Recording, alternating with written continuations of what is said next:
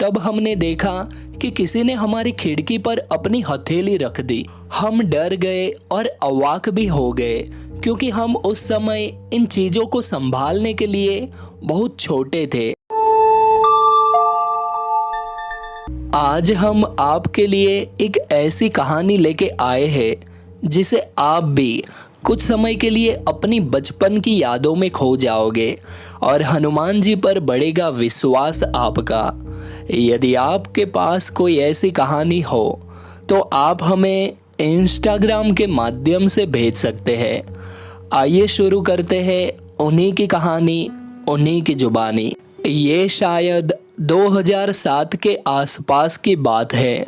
मैं और दीदी अपने घर के आखिरी कमरे में पढ़ रहे थे।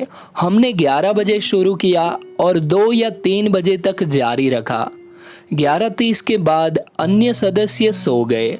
यूं ही पढ़ते पढ़ते 2:15 हो गई। तब हमने देखा कि किसी ने हमारी खिड़की पर अपनी हथेली रख दी। हम डर गए और अवाक भी हो गए, क्योंकि हम उस समय इन चीज़ों को संभालने के लिए बहुत छोटे थे। हम चिल्लाने की कोशिश कर रहे थे, लेकिन आवाज़ ही नहीं निकल रही थी।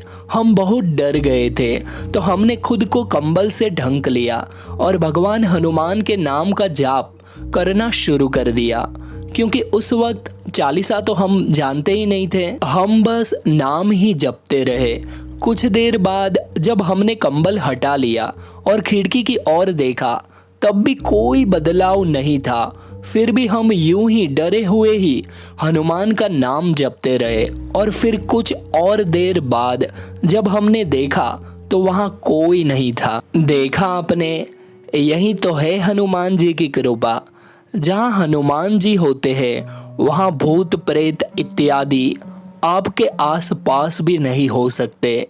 इन्हीं के साथ मैं अपने शब्दों को विराम देना चाहूँगा।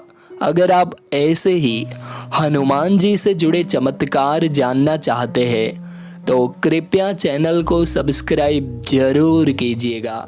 जय श्री